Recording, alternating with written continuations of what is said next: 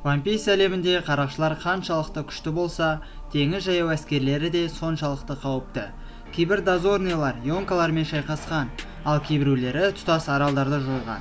Ал кейбіреулерінің күші туралы әлі күнге дейін аңыздар айтылады. Бүгін біз One Piece әлеміндегі ең мықты 10 дозорныйды айтатын боламыз.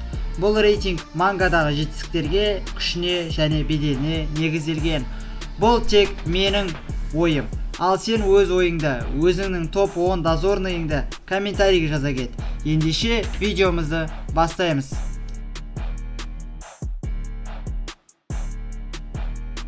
Достар, видеомызды бастамас бұрын алдымен менің YouTube каналыма тіркеліп, ол жерде басқа да көптеген анимелер туралы қызықты фактілер, көптеген теориялар айтылған.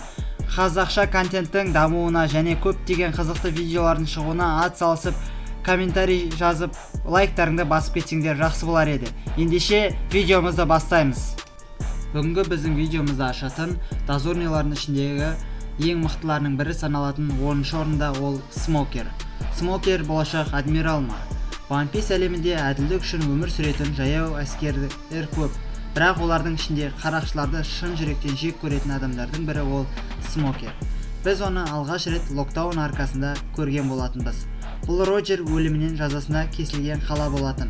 Сол жерде Смокер бүкіл қаланы бақылауда ұстап отырды. Ең қызығы, ол кезде Луфи оған қарсы ештеңе жасай алмады. Себебі Смокер логиясы Моку-Моку Номи жемісінің иесі. Оның денесі түтінге айнала алады. Ал сол кезеңде Луфиде хаки болмаған. Сондықтан ол Смокерге соққы жасай алмады. Бірақ Смокердің жанкүйерлерге ұнауының басты себебінің күші емес, оның әділдікке деген көзқарасы ерекше. Ол үкімет бұйрығын соқыр орындамайды. Алабаста оқиғасынан кейін дүниежүзілік үкімет жеңісті Смокерге жазғысы келді. Бірақ ол бұл жеңіс менікі емес деп марапаттан бас тартты. Бұл теңіз жаяу әскерінде өте сирек кездесетін жағдай. Кейін Смокер жаңа әлемге өтті. Ол Вергомен шайқасты.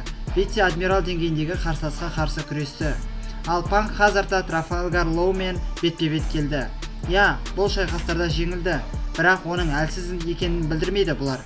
Себебі оның қарсыластары сол дәуірдің ең қауіпті адамдарының бірі болды. Көптеген фанаттар болашақта Смокер адмирал дәрежесіне дейін көтерілуі мүмкін деп санайды. Өйткені оның әділдік сезімі Гарп пен Фудзиториға өте ұқсас. Келесі бізде 9-шы орында Цуру. Цуру дозордағы ең ақылды әйел. Көп адам One Piece туралы сөйлегенде Цуруды ұмытып кетеді. Бірақ бұл үлкен қателік, себебі ол қарапайым вице-адмирал емес. Ол Гарп пен Сенгоку дәуірінің аңызы. Бірнеше 10 жылдық бойы теңіз жаяу әскерінің ең маңызды адамдарының бірі болды. Оның ең үлкен қаруы күші емес, оның ақылдылығы. Цуру жүздеген операцияны жоспарлаған. Тіпті көптеген қауіпті қарақшылар одан қашуға тырысқан. Дафламинганың өзі Цурудың атын естігенде сақ болатын. Бұл оның беделінің қаншалықты жоғары болғандығын көрсетеді. Оның Ошу Номи атты ерекше жемісі бар. Бұл жеміс арқылы ол адамдарды немесе заттарды жуылған киім сияқты тегістеп жібере алады. Бір қарағанда күлкілі көрінуі мүмкін, бірақ One Piece әлеміндегі бұл өте қауіпті қабілеттердің бірі. Себебі ол қарсыласының күшін әлсіретеді. Цуру үлкен соғыстардың көбіне қатысқан. Роджер дәуірінен бастап бүгінгі күнге дейін қызмет етіп келеді. Сол себепті ол теңіз жаяу әскерлерінің тірі аңыздарының бірі болып саналып, бүгінгі біздің видеомыздан 9-шы орынды алып отыр. Келесі бізде 8-ші орында Рекогю өсімдіктердің адмиралы. Рекогю немесе Green Bull One Piece әлеміндегі ең жұмбақ адмиралдардың бірі. Ол туралы ұзақ уақыт бойы ешқандай ақпарат болмады. Тіпті оның сырт келбеті де көрсетілмеген еді. Кейін Вано аркасында оның қаншалықты қауіпті екені белгілі болды. Рекогю Мори Номи жемісінің иесі. Бұл жеміс оған табиғатты толық басқаруға мүмкіндік береді. Ол денесінен алып ағаштар шығара алады. Тамырлар арқылы қарсыластың энергиясын сорып алады. Бір қызықты факт. Рекогю бірнеше жыл бойы тамақ жемегенін айтқан. Себебі оның қабілеті оған күн сәулесі арқылы энергия алуға мүмкіндік береді деген теория бар. Вано оқиғасынан кейін ол Кайдоны жеңген альянсқа қарсы жалғыз өзі келді. Жолында Кинг пен Куинді жеңіп шықты. Екеуі де кезінде Кайдоның ең күшті командирлері болған. Бұл Рекогюдің деңгейін көрсетеді. Бірақ оның ең есте қалған сәті Шанкспен байланысы. Рекогю Ваноға шабуыл жасамақ болғанда Шанкс алыстан өзінің хакиін жіберді. Бұл сәтте Рикогю тоқтап қалды. Ол тіпті Шанкспен соғысқысы келмейтінін айтты. Кейбір адамдар мұны қорқақтық деп санайды, бірақ шын мәнінде ол Йонкомен және бүкіл флотымен жалғыз шайқасудың мәні жоқ екенін түсінді. Қалай болғанда да Рикогю қазіргі теңіз жаяу әскерінің ең күшті адмиралдарының бірі болып қала береді.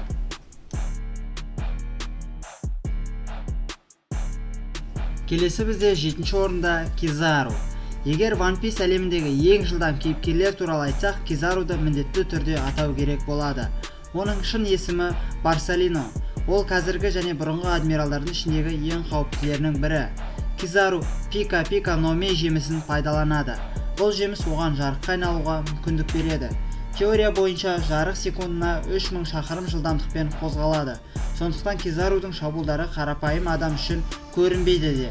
Алғаш рет оның шынайы күшін Саободи архипелагында көрдік. Сол кезде Луфи, Ло, Кит және басқа да супернова қарақшылары өздерін өте мықтымыз деп ойлайтын. Бірақ Кизару жалғыз өзі келіп олардың барлығын талқандады. Ол ешқашан ашуланбайды, ешқашан асықпайды. Тіпті қарсыласын жеңіп жатқанда да баяу сөйлейді. Бірақ дәл осы сабырлығы оны одан сайын қорқынышты етеді.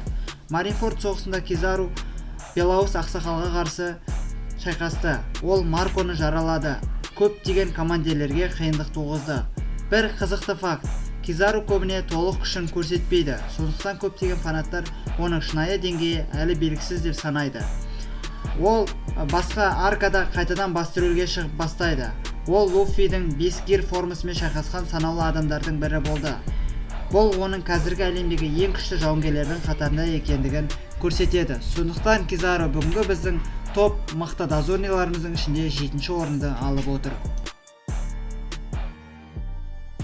Келесі бізде 6-шы орында Фуджитора.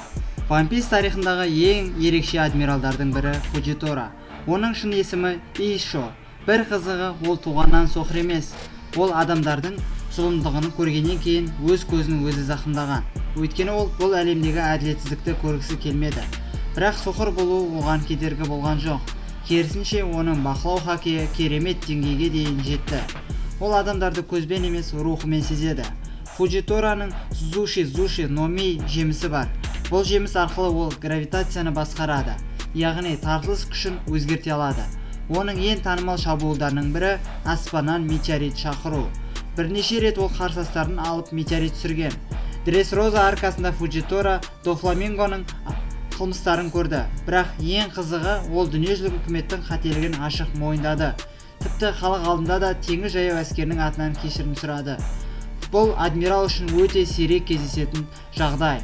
Ол билікке емес, әділдікке қызмет етеді. Сондықтан көптеген фанаттар оны теңіз жаяу әскеріндегі ең жақсы адамдардың бірі деп есептейді. Сондықтан бүгінгі біздің тізімімізде Фуджитора 6-шы орынды иеленіп отыр. Келесі бізде 5-ші орында Аокидзи, немесе Кузан. One Piece тарихындағы ең танымал адмиралдардың бірі. Оның Хихи Номи жемісі мұзды толық басқаруға мүмкіндік береді. Ол бірнеше секундта мұхитты қатырып тастай алады. Бір кездері ол бүкіл теңізді мұзға айналдырып, адамдардың жаяу жүруіне мүмкіндік берген. Бұл оның күшінің қаншалықты үлкен екендігін көрсетеді. Бірақ Аокидзиді ерекше ететін нәрсе оның мінезі. Ол Акайну сияқты қатал емес. Ол адамдарды түсінуге тырысады. Робин бала кезінде үкіметтен қашып жүргенде оны өлтірмей жібергенде дәл осы Аокидзи болатын. Кейін Маринфорд соғысынан соң үлкен оқиға болды. Флот адмиралы лауазымы үшін Аокидзи мен Акайну шайқасқан болатын. Бұл шайқас 10 күнге созылды. Толық 10 күн. Бірде бір адам араласа алмады. Шайқас аяқталған кезде Панхазард аралы екіге бөлінді. Бір жағы мұзға айналды, екінші жағы магмаға айналды. Ақырында жеңісті Акайну алды. Бірақ бұл өте қиын жеңіс болды. Аокидзи аяғынан айырылып қалды. Кейін ол теңіз жаяу әскерінен кетті. Ең қызығы, кейін Черная Барада, яғни қара сақал қарақшыларына қосылды. Бірақ бүгінгі күнге дейін көптеген фанаттар оның жасырын мақсаты бар деп есептейді. Себебі Аокидзи сияқты адамның жайдан жай зұлымға қосылып, зұлым болып кетуі сәл күмәнді көрінеді. Кейбір теорияларда ол әлі де жасырын агент болуы мүмкін деп есептейді. Егер бұл рас болса, онда Аокидзи One Piece тарихындағы ең үлкен құпиялардың біріне айналуы мүмкін. Сондықтан ол біздің бүгінгі тобымызда 5-ші орынды алып отыр. Келесі бізде 4-ші орында Сенгоку. Сенгоку Роджер дәуірінің ақылды аңызы. Егер Гарп теңіз жаяу әскерінің жұдырығы болса, Сенгоку оның миы болды. Ұзақ жылдар бойы ол флот адмиралы қызметін атқарды. Бүкіл теңіз жаяу әскері оның бұйрықтарымен жұмыс жасады. Бірақ көптеген фанаттар оның күшін бағаламайды. Өйткені біз Сенгокудың толық қуатын өте аз көрдік. Алайда оның Роджер дәуірінде флот адмиралы болғанын ұмытпау керек. Ол Роджер, Белаус, Шики және Гарп сияқты аңыздардың заманында өмір сүрді. Әлсіз адам мұндай дәуірде жоғары қызметте көтеріле алмайтын еді. Сенгокудың Хито Номи деген мифологиялық жемісі бар. Бұл жеміс оған алтын Буддаға айналуға мүмкіндік береді. Сол формада оның соққылары аралда шайқалта алады. Маринфорд соғысында біз оның бір бөлігін ғана көрдік. Бірақ тіпті сол жерде Черная барада бүкіл экипажын бір соққымен ұшырып жіберген болатын. Бір қызықты факт, Роджердің өзі Гарппен қатар Сенгокуда ерекше қарсылас деп санаған. Тіпті бір кезде, егер мені ұстағылары келсе, Гарп немесе Сенгокуды жіберіңдер деген. Бұл өте үлкен құрмет, себебі Роджер кез келген адамды қарсылас ретінде мойындай бермейтін адам болған. Тағы бір қызықты нәрсе, Сенгоку тек күшті жауынгер емес, керемет стратег болған. Маринфордтағы соғыс жоспарының көбін дәл осы адам жасаған. Сондықтан көптеген жанкүйерлер оны тарихтағы ең ақылды дозорныйлардың бірі деп санайды. Сондықтан Сенгоку бүгінгі біздің тобымызда 4-ші орынға ие болып отыр.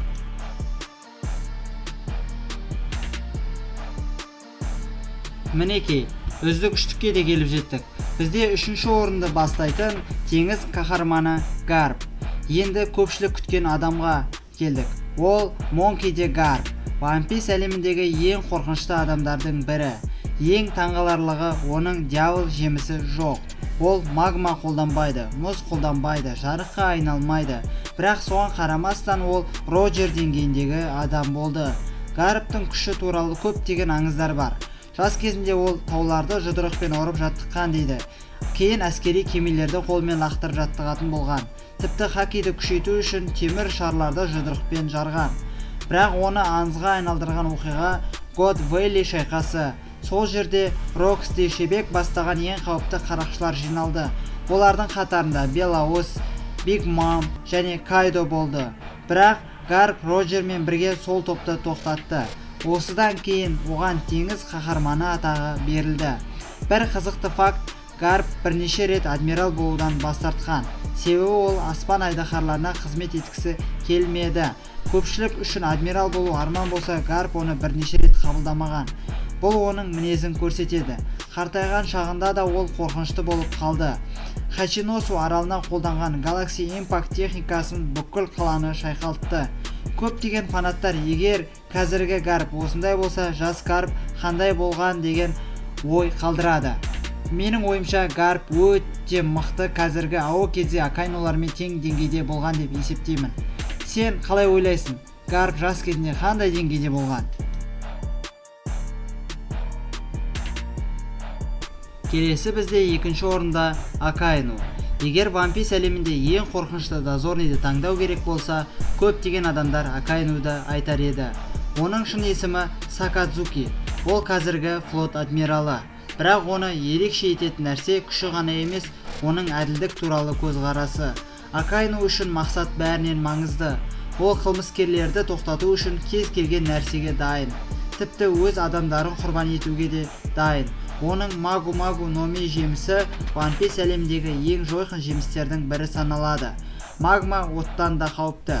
Сондықтан Эйстің жалын жемісі Акайнуға қарсы тұра алмады.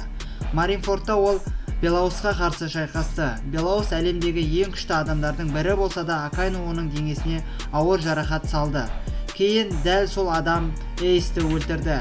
Сол себепті көптеген фанаттар оны жек көреді. Бірақ оның күшін ешкім жоққа шығара алмайды. Бұл үлкен жетістікті. Аокедземен болған 10 күндік шайқасы.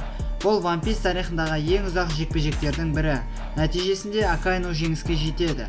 Аокедзе теңіз жаяу әскерінен кетуге мәжбүр болды, ал Акайну флот адмиралы атанды. Қазіргі таңда ол бүкіл теңіз жаяу әскерінің басшысы.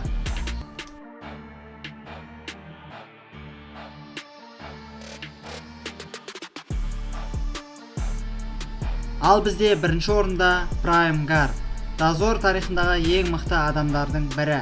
Бірінші орынға біз қазіргі Гарпты емес, оның ең күшті кезеңін қоямыз. Себебі дәл сол уақытта ол Роджермен тең дәрежеде болған. Ал Роджер қарақшылар патшасы, ал Гарп оның басты қарсыласы. Екеуі де ондаған рет шайқасты, және ешқайсысы екіншісін жеңе алмады. Бұл Гарптың деңгейін түсіну үшін жеткілікті. Қазіргі адмиралдардың көпшілігі Роджер деңгейіндегі қарсыласпен ұзақ уақыт шайқаса алмайды. Ал Гарп мұны жылдар бойы жасаған. God Valley оқиғасында ол Рокс қарақшыларына қарсы тұрды. Рокс туралы ақпарат аз, бірақ Сенгоку оны Роджерден ең қауіпті қарсыласы деп атаған. Егер Гарп оны шайқаста болмағанда, әлемнің тағдыры мүлде басқаша болуы мүмкін еді. Бір қызықты теория бар. Кейбір жанкүйерлер Прайм Гарптың күші қазіргі йонкалардың көбінен жоғары болған деп есептейді. Себебі ол ешқандай жеміссіз-ақ Роджер деңгейіне жетті. Оның тек хоккей мен физикалық күші болған. Сондықтан көптеген фанаттардың пікірінше One Piece тарихындағы ең мықты дозорный ол Прайм кездегі Гарп. Міне, достар, One Piece әлеміндегі ең мықты 10 дозорныйды атап шықтық. Бірақ бұл рейтингпен бәрі келісе бермеуі мүмкін. Біреулер Акайноуды бірінші орынға қойса, біреулер Сенгокуды немесе Конгты жоғарырақ бағалайды. Біз неге Конгты айтпадық? Себебі ол туралы анимеде көп айтылмады, және көптеген ақпарат жоқ. Сондықтан біз бірінші орынға Прайм Гарпты қойдық. Ал сенің ойынша ең мықты дозорный кім? Пікірге өзіңнің топ 10 рейтингтегі дозорныйыңды жазуды ұмытпа. Егер де осындай One Piece видеолары ұнаса, лайк басып арнаға тіркеліп кетуді ұмытпа. Қош, сау болыңдар.